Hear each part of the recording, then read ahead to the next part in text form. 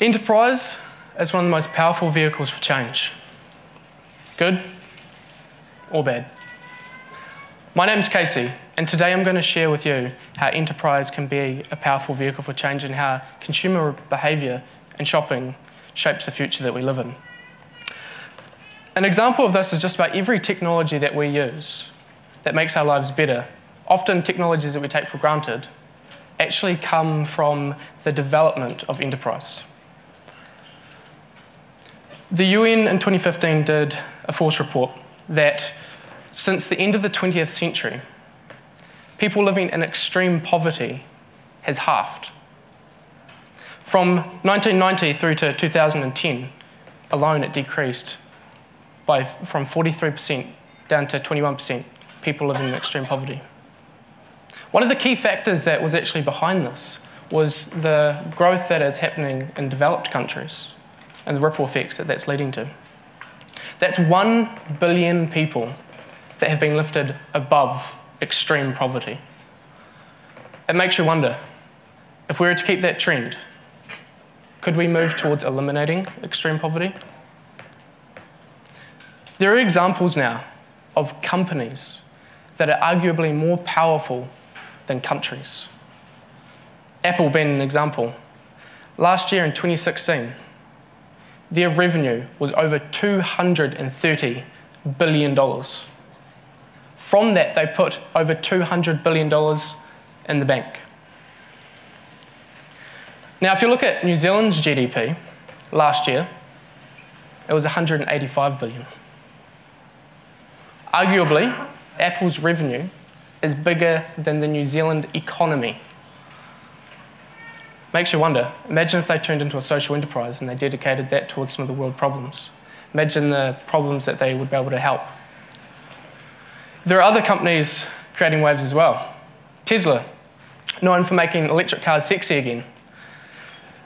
Their mission is to help accelerate the world's transition to sustainable energy. They have actually proved it viable now within the marketplace for electric cars. And as a result, there's now large manufacturing car plants that are creating initiatives for EVs. In fact, every car company now has some initiative for EVs. To varying levels, some take it more seriously than others. But it just goes to show you what can happen when a business starts to look at the social elements and they get the support behind that. But Tesla's doing more than just paving the way of electrical vehicles. So their innovations towards lithium-ion batteries have completely unlocked the potential of what solar energy can do. As a result, their subsidiary, Solar City, is actually working closely with the Indian government. And as a result of that, they have mothballed 18 proposed coal-fired energy plants. 18. In their place, clean solar energy farms, which is pretty cool. The ripple effects of that as well is that the Indian government that was previously not too big on the Paris Accord actually ended up signing it. And it's proof that when you mix enterprise with the social elements, it can be a driver for change even at a government level. But it's not just Tesla and other companies making a difference that are outside the fossil fuel industry. Z Energy, that many of us will know very well, who acquired the assets of Shell when they liquidated for New Zealand and are now the exclusive supplier of Shell products. Z Energy, an unlikely hero in New Zealand's sustainability practice front, under the wise leadership of Mike Bennett, has just decided that they want to be a part of the solution opposed to a part of the problem. What's that look like? They've made a commitment that their operational carbon emissions, they want to be 0 by 2020. So the idea being 30% of the operational carbon will be reduced, and the other they'll have to offset at this point.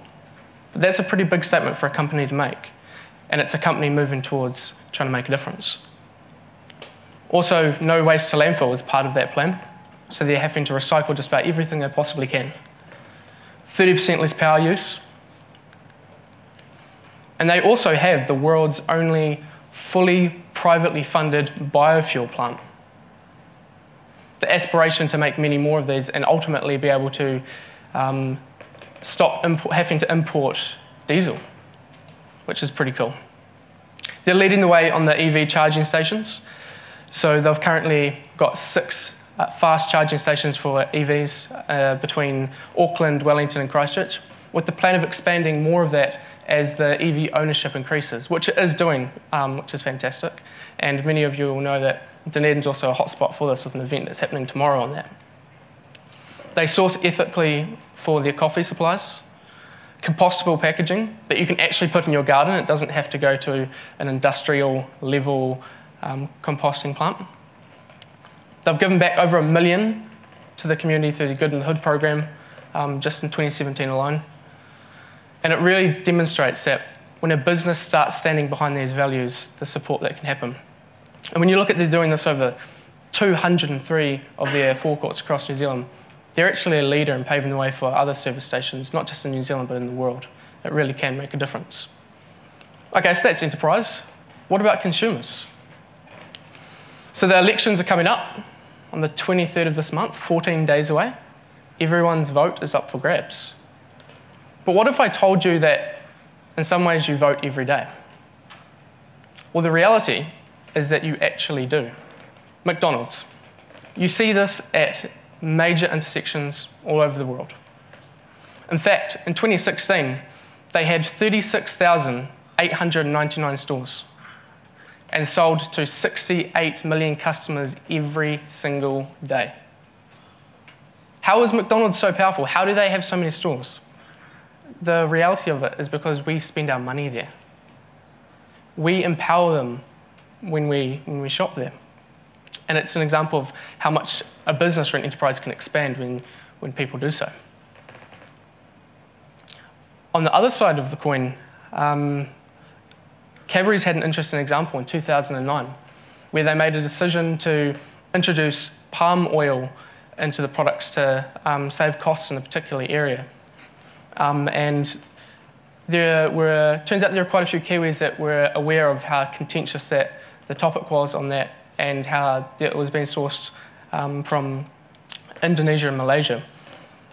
A huge amount of that was causing damage not only to the deforestation, but the ripple effects of that was increased climate change, and there were orangutans and other wildlife that were dying off. Credit to Cadbury's, people stopped purchasing in huge boom for Whittaker's at the time. They changed their purchasing habits. Cadbury's straight away did everything they could to reverse that and took it out of their product, it is credit to Cadbury's for doing that. They listened to the customers. But what that showed is just through our purchasing decisions, we shaped a whole strategy for a business at the time. 8 years later, we're still talking about it. There's a huge ripple effect on the decisions that a business makes.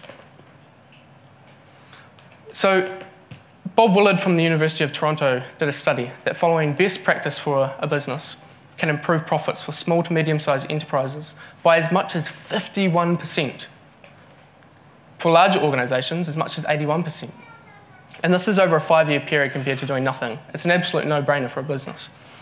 The examples that he was able to conclude is that it increases revenue, kind of like the example we were talking about before with McDonald's. If a business has a message out there that's captivating for whatever reason, and people start spending there, it increases their revenue. Sustainability, as we've heard about in some of the different topics before, is becoming more important. And as a result, people are looking to shop there. Also, the benefits being reduced energy, reduced waste, reduced materials, increased productivity because people want to work for the good guys and they want to work hard and do good things, and reduced turnover, ultimately leading to increased profit. So, to speed up this transition, what can we do? It's incredibly important to educate. So, for those of you out there with kids, engage in enviro schools, or have that engaged into the curriculum. So, when a kid learns something at school, such as on the sustainability frontier, they bring it home, and they also take it into their life. But we all know kids can also be quite to the forefront of telling how things should be done. So that's a great way to get it into families and actually spread it that way. There are other things as well. So with Otago Polytechnic, there's a graduate diploma in sustainable practice. An example of so many ways of how things are starting to be created to help empower people and to get the skill sets and tools they need to move out there. And then the natural step, adding sustainable principles, again for organisations. There is an array of things that are popping up everywhere because people care. And the exciting thing is that enterprise is bringing it into the fold as well. But it's so important to trust. Look for brands like Fairtrade, for things like Carbon Zero. Because when you shop and you choose a brand that has these sorts of things behind it, what you're doing is you're actually supporting them to continue doing these sort of activities. And when you support them to do that, not only they can continue, but it also encourages and forces other businesses to start following suit as well. The reality is that we are voting with our money and we're shaping the future based on where we're spending our money. So that's why I ended up creating Gear with the team. In fact, it actually happened in this very building by that pillar post there at a startup weekend in 2015. Gear is a social enterprise aimed at helping accelerate the world to sustainable practice. So the way that works is businesses really do, in many cases, want to become more sustainable, but it's hard. And that's what's important, is helping them become more sustainable in the process, but also linking them up with the people, because where we spend our money counts. For the sake of an analogy, what's important, and I think the theme of this as well, is it's enterprise and consumer shopping behaviour. And the idea here is to create a reinforcing loop for positive change. Quick anecdote. If you had some disposable income over here, and if you invested that successfully into a portfolio, you'd have more disposable income that will come back. With that increased disposable income, and you invested that as well, the amount of money there would come back, and it becomes a reinforcing loop. What needs to happen throughout the world, and is happening, and Gear is trying to play a part in that, is to create a reinforcing loop for positive change. The idea being to help businesses become more sustainable and pass 10% of that revenue back as cash prizes or as rewards to incentivise people to make good decisions. That in turn driving more money towards businesses that are trying to do the best. And in turn more businesses engaging in it, circling back around, a reinforcing loop. But the most important thing, even regardless of Gear, is the fact that where we're spending our money really does count. So with this it being the emissions, businesses really do try and engage, but it's hard. So it's important that wherever we can, we look for ways on how we can help the process. The idea with this is an assessment where businesses can measure their, where their operations are, and listing them kind of like the Yellow Pages A to Z, but in order of how sustainable they are, making it easy for people. Because I'm sure many of you will have super busy schedules, and the reality is, even if you care, how do you consistently shop with people or businesses that follow your ethos? It can be incredibly hard. We really do vote with our money, and we have a responsibility to our shareholders. What I mean by that is to the planet we live on, to the animals that have to put up with the decisions we make, to the entire human race. We can live in a better world. Thank you.